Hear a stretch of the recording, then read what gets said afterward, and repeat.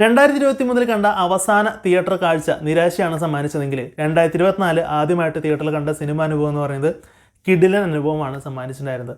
ആ സിനിമ മറ്റേതുമല്ല, ആനന്ദ് ഏകർഷി സംവിധാനം ചെയ്തിട്ടുള്ള ആട്ടം എന്ന് പറഞ്ഞ സിനിമയാണ്. പ്രധാന വേഷങ്ങൾ കൈകാര്യം ചെയ്തിരിക്കുന്നത് വിനയ് ഫോർട്ട്, സരിൻ ഷിഹാബ്, കലാഭവൻ ഷാജോൺ തുടങ്ങിയവരാണ്. കൂടാതെ തന്നെ ഒരു 10ഓളം മികച്ച നടന്മാർ തന്നെ ഇതിൽ വരുന്നുണ്ട്. മികച്ച നടന്മാരെന്ന് തന്നെ പറയണം, അത്രയും ഉജ്ജ്വല പ്രകടനമാണ് അവർ സിനിമയിൽ കാഴ്ചവെച്ചിട്ടുണ്ടായിരുന്നത്. സോ സിനിമ കിടിലൻ അനുഭവം തന്നെ വീണ്ടും ഞാൻ പറയുന്നു. ഫസ്റ്റ് തന്നെ പറയാനായിട്ടുള്ളത്, നിങ്ങൾ തീർച്ചയായിട്ടും സിനിമ ഇഷ്ടപ്പെടുന്ന ഒരാളാണ്, നല്ല സിനിമകൾ കാണാൻ ആഗ്രഹിക്കുന്ന ഒരാളാണെന്നുണ്ടെങ്കിൽ തീർച്ചയായിട്ടും നിങ്ങൾ തിയേറ്ററിൽ പോയിട്ട് ഈ ഒരു സിനിമ കാണണം. ഞാൻ സ്ട്രോങ്ലി റെക്കമെൻഡ് ചെയ്യുന്ന സിനിമയാണ് ആട്ടം. സിനിമയുടെ പ്ലോട്ട് എന്ന് പറയുന്നത് അരങ്ങ് എന്ന് പറയുന്ന ഒരു നാടക ട്രൂപ്പിനെ ബേസ് ചെയ്തുകൊണ്ടാണ്. 12 പുരുഷന്മാരും ഒരു സ്ത്രീയും അടങ്ങുന്ന ഒരു നാടക ട്രൂപ്പ്. കേൾക്കുമ്പോൾ തന്നെ എന്തോ ഒരു പ്രത്യേകത തോന്നും. ഒരു സ്ത്രീ കഥാപാത്രം, അതെന്താണ് അങ്ങനെയെന്നുള്ളത്. അവരുടെ നാടകവും രീതികളും കാര്യങ്ങളെല്ലാം അങ്ങനെയാണ് പോകുന്നുണ്ടായിരിക്കും. ഈ നാടക ട്രൂപ്പിൽ ഒരു സംഭവം നടക്കുകയാണ്, ഒരു ഇൻസിഡൻറ്റ്, ഒരു പ്രശ്നം, ഒരു ഇഷ്യൂ. ആ ഒരു ഇഷ്യൂവിനെ ബേസ് ചെയ്തുകൊണ്ടാണ് സിനിമ അങ്ങോട്ട് മുമ്പോട്ട് പോകുന്നത്. റീസെൻ്റ് ഇറങ്ങിയിട്ടുണ്ടായിരിക്കുന്ന ഒരു സിനിമയായിട്ട് വളരെയധികം സാമ്യത ഒരുപക്ഷെ തോന്നുന്നുണ്ടെങ്കിൽ പോലും ടോട്ടലി ഡിഫറെൻ്റ് ആയിട്ടുള്ള വേൾഡ് ബിൽഡിങ്ങും സംഭവങ്ങളും കൊണ്ടൊക്കെ തന്നെ വളരെ വ്യത്യസ്തമായിട്ടൊരു സിനിമയായിട്ടാണ് സിനിമ അനുഭവപ്പെട്ടിട്ടുണ്ടായിരുന്നത്. പ്രകടനങ്ങളെ പറ്റിയിട്ട് തന്നെ ആദ്യം പറയാം.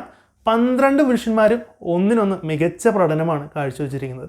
സിനിമയുടെ തുടക്കത്തിൽ തന്നെ പ്രധാനമായിട്ടും ഫോക്കസ് ചെയ്യപ്പെടേണ്ട കുറച്ച് ക്യാരക്ടേഴ്സിന് അവരുടെ ക്യാരക്ടർ എന്താണ് ഏതാണെന്നുള്ളത് വ്യക്തമായിട്ട് തന്നെ എസ്റ്റാബ്ലിഷ് ചെയ്യുന്നതോടൊപ്പം തന്നെ ബാക്കിയെല്ലാ നാടക ട്രൂപ്പിലെ ഓരോ ആക്ടേഴ്സിനെയും വ്യക്തമായിട്ടുള്ള രീതിയിലും എസ്റ്റാബ്ലിഷ് ചെയ്യാനായിട്ട് അവർ ശ്രമിക്കുന്നുണ്ട്. സിനിമ മുന്നോട്ട് പോകെ ഈച്ച് ആൻഡ് എവരി ക്യാരക്ടേഴ്സ് എന്താണ്, ഇവരെങ്ങനെയൊക്കെ പ്രതികരിക്കാം, ഈ ഒരു സമയത്ത് ഇവരെന്തൊക്കെ പറയാം എന്നുള്ള രീതിയിൽ പ്രേക്ഷകർക്ക് അനുമാനിക്കാൻ പറ്റുന്ന വിധം അത്രയധികം സുപരിചിതമാക്കാനായിട്ട് ആ ക്യാരക്ടേഴ്സിനെ സാധിച്ചിട്ടുണ്ട്.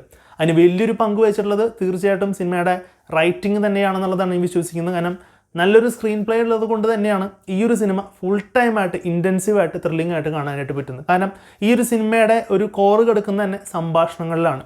സംഭാഷണങ്ങളിലൂടെയാണ് ഈ സിനിമ പോകുന്നത്. ഈ സിനിമ റൈറ്റ് ചെയ്തിരിക്കുന്നതും ആനന്ദ് ഏകർഷി തന്നെയാണെന്നുള്ളതാണ് മറ്റൊരു പ്രത്യേകത. റൈറ്ററും ഡയറക്ടറും ഒരേ ആൾ. ആ ഒരു ഇൻറ്റൻസീവായിട്ടും ത്രില്ലിംഗ് ആയിട്ടും പ്രേക്ഷകരെ പിടിച്ചിരുത്താനായിട്ട് പറ്റുന്നു. ചെറിയൊരു കാര്യം, ആ ഒരു കാര്യത്തിനെ പറ്റി ബേസ് ചെയ്തുകൊണ്ട് തന്നെയാണ് സിനിമ ഒരു 2 മണിക്കൂർ പോകുന്നത്. നമുക്ക് വേണമെന്നുണ്ടെങ്കിൽ ഒരു റാഷാമോൻ എഫക്റ്റ് എന്നൊക്കെ പറയാം. അതായത് ഒരു സംഭവത്തെ പറ്റിയിട്ട് തന്നെ പലരും വ്യത്യസ്തമായിട്ടുള്ള അഭിപ്രായങ്ങളും വ്യാഖ്യാനങ്ങളും പറയുന്നു. അതിൽ നിന്ന് എങ്ങനെയാണ് ഒരു കൺക്ലൂഷൻ എത്തുന്നത് എന്നുള്ളത് തന്നെയാണ് ഒരു ക്വസ്റ്റ്യൻ മാർക്കായിട്ട് നിൽക്കുന്നത്. സിനിമ കണ്ടുകൊണ്ടിരിക്കുന്ന സമയത്ത് തന്നെ എനിക്ക് ഒരുപാട് ഊഹങ്ങളും ഒരുപാട് പ്രഡിക്ഷൻസും ഒക്കെ ഉണ്ടായിരുന്നു. പക്ഷേ സിനിമ പോകെ അതെല്ലാം പൊളിച്ച് കയ്യിൽ തന്നുകൊണ്ടിരിക്കുകയാണ്. വീണ്ടും നമ്മൾ അടുത്തൊരു ഊഹം, അടുത്തൊരു പ്രഡിക്റ്റബിലിറ്റി ഫാക്ടറും കൊണ്ട് നമ്മൾ മനസ്സിൽ വെച്ചിരിക്കുമ്പോൾ ഉടനെ തന്നെ അതും പൊളിച്ച് കയ്യിൽ തരികയാണ്. ഈ രീതിയിലാണ് സിനിമ പോകുന്നത്. ഞാൻ പറയുന്ന അർത്ഥം ഗംഭീര ട്വിസ്റ്റോ ഗംഭീര എന്താ പറയുക ഭയങ്കര ത്രില്ലിംഗ് ആയിട്ടുള്ളൊരു സിനിമ എന്നുള്ള രീതിയിലല്ല. ബട്ട് ആ ഒരു സിനിമ ഡിമാൻഡ് ചെയ്യുന്ന തരത്തിലുള്ള സംഭവങ്ങൾ, കാര്യങ്ങൾ ബെസ്റ്റായിട്ട് പ്രേക്ഷകർക്ക് കൊടുക്കാനായിട്ട് സിനിമയ്ക്ക് സാധിച്ചു എന്നുള്ളതാണ് സിനിമയുടെ ഏറ്റവും വലിയ പ്രത്യേകതയായിട്ട് തോന്നിയിട്ടുണ്ടായിരുന്നു. തീർച്ചയായിട്ടും കലാഭവൻ ഷാജോൺ, വിനയ് ഫോർട്ടിൻ്റെ പ്രകടനങ്ങൾ എടുത്തു പറയണം. കാരണം അവരാണ് സിനിമയുടെ ഒരു കോറായിട്ട് തുടക്കത്തിൽ തന്നെ നിൽക്കുന്നുണ്ടായിരുന്നത്. എല്ലാവരും നട്ടൽ തന്നെയാണെന്ന് കൂടി വീണ്ടും ഞാൻ പറയുന്നു. ബട്ട് ഇവരുടെ പ്രകടനങ്ങൾ ഒരു മുൻപന്തിയിൽ നിൽക്കുന്നത് പോലെ തോന്നി. കലാഭവൻ ഷാജോണൊക്കെ വളരെ കുറച്ച് നേരം ഉള്ളൂ എന്നുണ്ടെങ്കിൽ പോലും ആ ഒരു ക്യാരക്ടർ നമ്മുടെ മനസ്സിൽ നിൽക്കുന്ന തരത്തിൽ കറക്റ്റായിട്ട് കലാഭവൻ ഷാജോൺ ചേട്ടന് ചെയ്യാൻ പറ്റുന്ന ബെസ്റ്റ് ക്യാരക്ടർ തന്നെയാണ് കൊടുത്തിട്ടുണ്ടായിരുന്നത്. അതുപോലെ തന്നെ സരിൻ ഷിഹാബിൻ്റെ പ്രകടനവും എടുത്തു പറയേണ്ടത് തന്നെയാണ്. വളരെ ചുരുങ്ങിയ നേരം മാത്രമാണ് സിനിമയിലുണ്ടെന്നുണ്ടെങ്കിൽ പോലും ആ ഒരു ക്യാരക്ടർ സിനിമയിലുടനീളം നമുക്ക് ആ ഒരു പ്രസൻസ് ഫീൽ ചെയ്യിക്കുന്ന തരത്തിൽ ആ ഒരു ക്യാരക്ടർ നിലനിർത്താനായിട്ട് പ്രകടനം കൊണ്ട് സാധിച്ചു എന്നുള്ളതാണ് പറയാനായിട്ടുള്ളത്.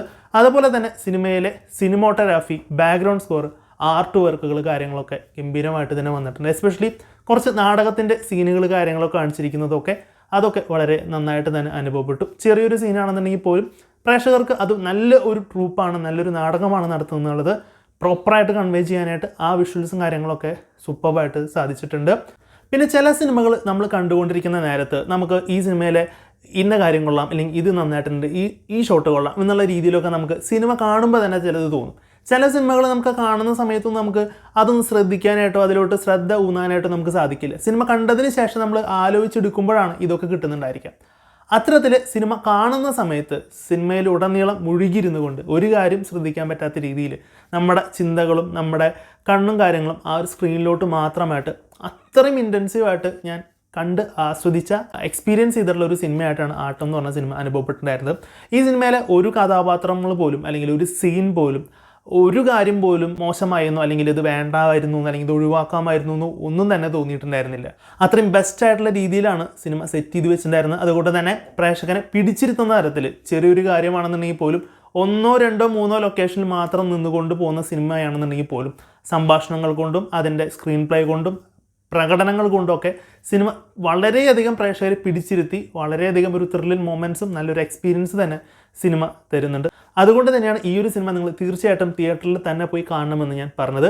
അതിനർത്ഥം ഈ ഒരു സിനിമ തിയേറ്റർ എക്സ്പീരിയൻസ് ഡിമാൻഡ് ചെയ്യുന്ന വലിയ നല്ല സൗണ്ട് എഫക്ട്സും വിഷ്വൽ ക്വാളിറ്റീസും അങ്ങനെയുള്ളൊരു സിനിമ എന്നുള്ള രീതിയിലല്ല, നല്ല സിനിമ എന്നുള്ള രീതിയിൽ ത്രില്ലിംഗ് ആയിട്ടുള്ളൊരു സിനിമ എന്നുള്ള രീതിയിൽ അതിന് ആവശ്യമായിട്ടുള്ള രീതിയിലുള്ള എല്ലാ സംഭവങ്ങളും ഉൾക്കൊള്ളിച്ചുകൊണ്ടുള്ള ഒരു തിയേറ്റർ വാച്ച് ഡിമാൻഡ് ചെയ്യുന്ന ഒരു സിനിമ എന്നുള്ള രീതിയിലാണ് ഞാൻ പറയുന്നത്. ഇനി ആൾക്കാർ തെറ്റിദ്ധരിച്ച് നല്ല തിയേറ്റർ എക്സ്പീരിയൻസ് ആണെന്ന് വിചാരിക്കരുത്.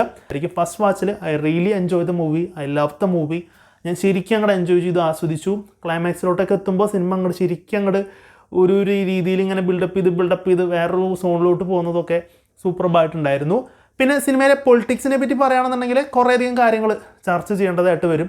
അവസാനം സിനിമ കൊണ്ടെത്തിച്ച ക്ലൈമാക്സും കാര്യങ്ങളൊക്കെ അത് ശരിയായിട്ടുള്ള രീതിയിലല്ല എന്നൊക്കെ പറയാനായിട്ടൊക്കെ വേണമെങ്കിൽ തോന്നാം. പക്ഷെ അത് പൊളിറ്റിക്സിനെ പറ്റിയിട്ട് എനിക്കെന്തോ ഈ സിനിമയെ പറ്റി സംസാരിക്കാനായിട്ട് തോന്നുന്നില്ല. ഞാനതിനെ സിനിമയായിട്ട് മാത്രം കണ്ട് ഇവിടെ നിർത്തുകയാണ്. സോ ഈ സിനിമ നിങ്ങൾ കണ്ടിട്ടുള്ളവരാണെന്നുണ്ടെങ്കിൽ നിങ്ങളുടെ അഭിപ്രായങ്ങളും കാര്യങ്ങളും തീർച്ചയായിട്ടും കമൻറ്റ് ബോക്സിൽ രേഖപ്പെടുത്തുക.